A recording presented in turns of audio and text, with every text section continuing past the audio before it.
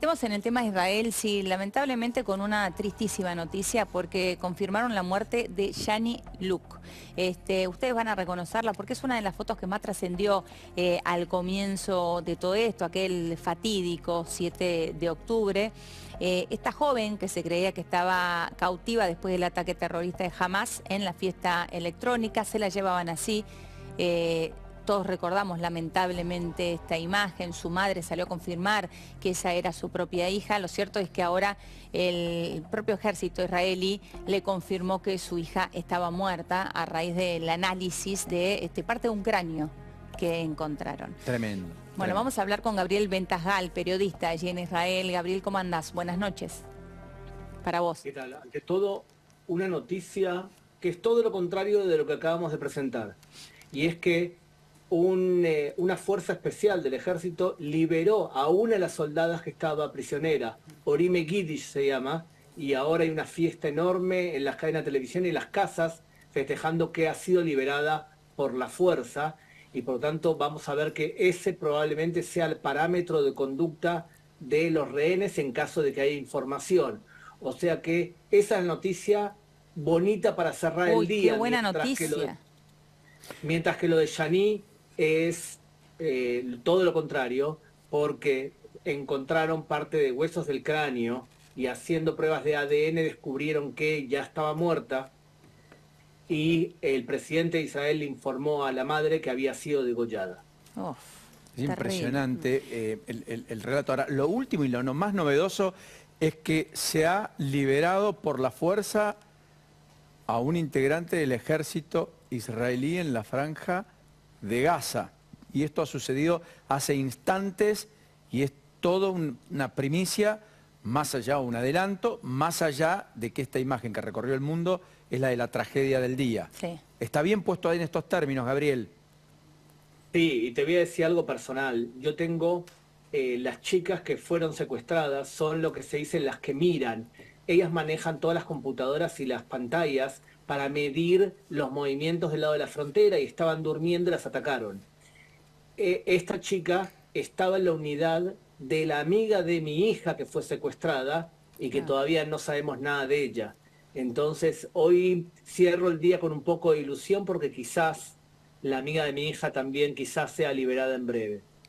Qué fuerte lo que estás contando, Gabriel. Es decir, que la función de ellas, la función que ellas estaban cumpliendo era en el límite de entre Gaza e Israel, controlando las fronteras, y allí fueron capturadas el mismo 7 de octubre. Y ese es el caso también de Orime Giddish, que nos contabas hace un ratito.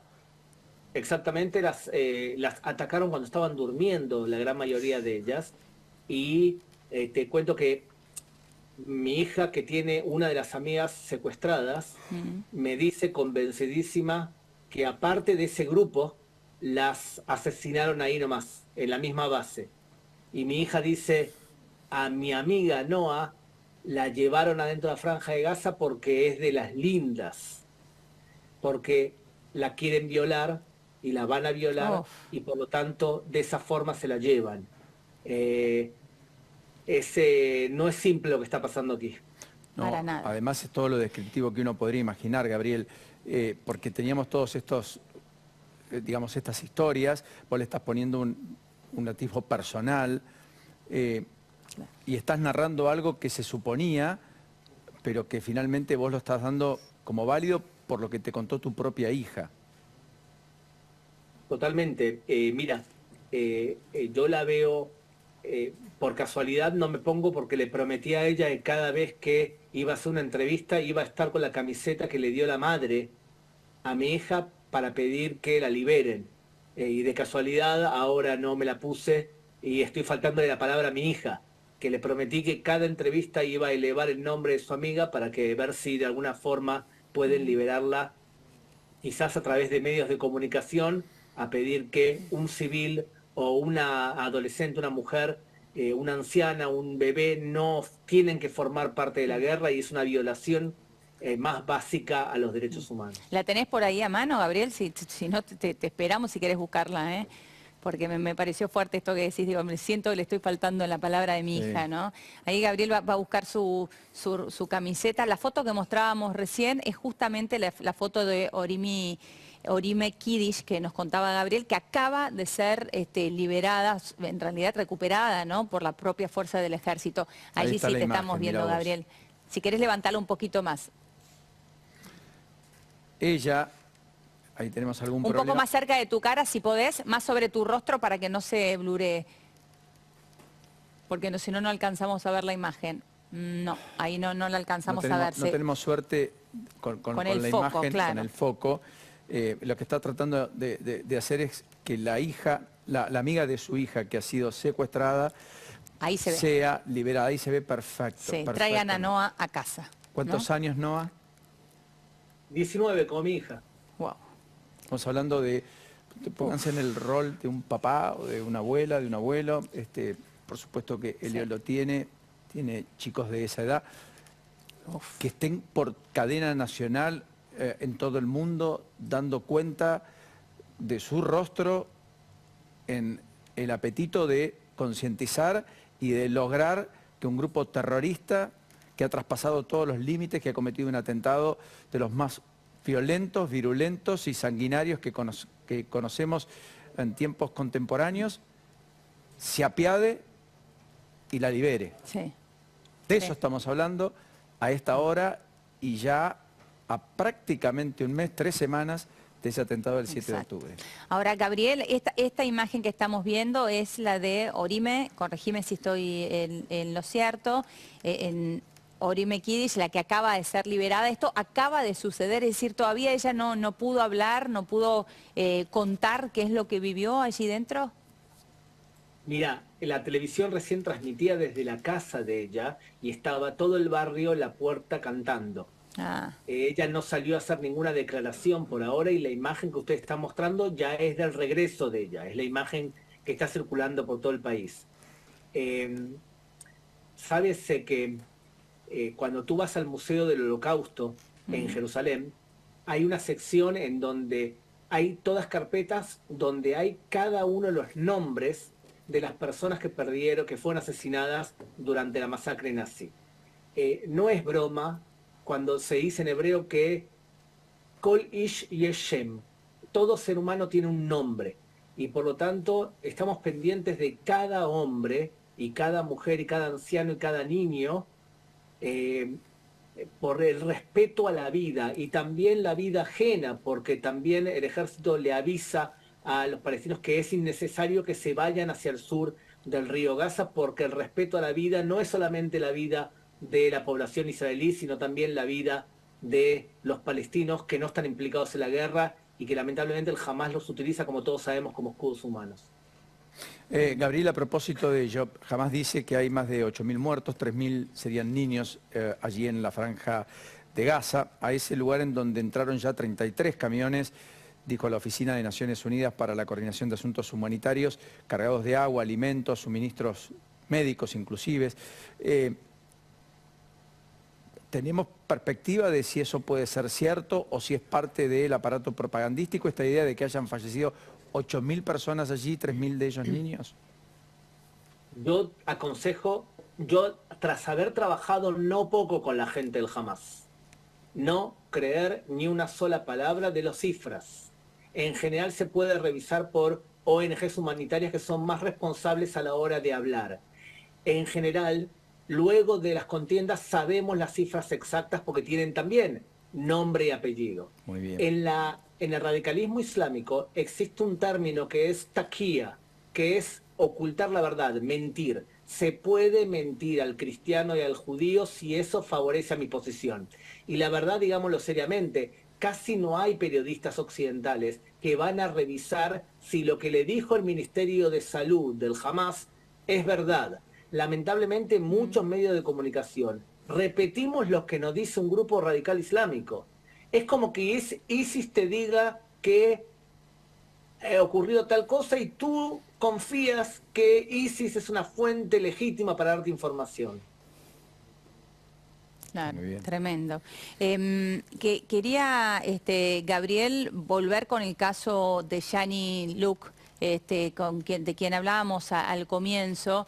Sé que habló la madre, sabemos que habló la madre con respecto a esto. No sé qué otra información nos podés contar. ¿Qué más supo la madre de cómo fue el trágico final de su hija? Mira, es una historia para nosotros quizás emblemática, porque estamos hablando de una mujer que decidió integrarse al pueblo judío. Ella no había nacido judía y ella habla con un cariño especialmente grande hacia lo que pasó con su hija en esta tierra y hacia la implicación de ella también, y eh, hizo una declaración muy importante que dice: yo no quiero saber quién tuvo la culpa de por qué penetraron las fuerzas de seguridad. Yo ahora quiero solamente señalar al culpable. Y quien mató, asesinó a mi hija es el Hamás. Una especie de altruismo que en épocas de dolor como esto es especialmente significativo. Pensar más allá de incluso tu propia hija. Claro, es cierto, y de tu propio dolor, ¿no? Ni más ni menos. Es realmente muy fuerte. Gabriel, lo último, ¿están los bombardeos produciéndose? ¿La avanzada terrestre está al caer o sigue todavía siendo parte de eso que siempre está por concretarse, pero que todavía no tiene correlato en la práctica? Yo creo que si nosotros esperamos esa imagen de tanques y soldados marchando hacia el interior de la Franja de Gaza para anunciarnos una embestida terrestre, no la vamos a ver. Lo que creo que va a ocurrir, lo que está ocurriendo, es que el ejército golpea todo el tiempo desde el aire para que el Hamás se meta en sus trincheras, y por otro lado va atacando por tierra, pero entra y sale, haciendo operaciones especiales, también permitiendo de esa forma que la población inocente se vaya hacia el sur. Entonces va a ser, por eso mismo te digo, va a ser una guerra larga, en donde probablemente veamos este tipo de incursiones, más medidas cuando tengan información de los rehenes, pero constante, todo el tiempo golpeando, golpeando, golpeando, porque el objetivo de Israel no es debilitar al Hamás como en otras operaciones. Yo creo que están buscando la cabeza de los líderes del Hamás y erradicar al Hamás como poder político en la Franja de Gaza. Gabriel, déjame compartir una imagen que ha recorrido el mundo, que tiene que ver con lo que sucedió en la República Rusa de Daguestán, en un aeropuerto, en donde literalmente, estamos hablando de una república de mayoría musulmana, literalmente ingresaron al aeropuerto en busca de judíos. Una suerte de caza de judíos, hay que decirlo de esa manera, porque es tan salvaje como se ve y se escucha en estas corridas, en donde se enteraron que llegó un avión directamente desde el aeropuerto de Ben Gurión y fueron a buscarlo allá al aeropuerto. Fíjense lo que es esto. Es una locura. Tenemos el audio ambiente, Gus, sobrepasaron toda la seguridad. Todo. Es que las autoridades del aeropuerto dijeron que habían permitido a una comitiva ir a recibir el avión y se le fue de las manos. Yo no creo que ninguno de los que actuó ahí lo hizo sin el visto bueno de alguna manera de las autoridades locales. Claro. O sea, ¿vos crees que hubo complicidad para que todo esto se haya podido producir? Que no es que traspasaron todos los límites y transgredieron la seguridad del lugar. Pensemos de forma lógica. Un día antes, el gobierno de Putin se encuentra con la dirigencia del Hamás. Puede ser que esto sea una forma de pagar y demostrar la solidaridad del pueblo ruso con la causa del Hamás. O sea, Rusia se encuentra con la dirigencia del Hamás. Entre paréntesis, a algunos ya le está cayendo la ficha de quién es el Hamás.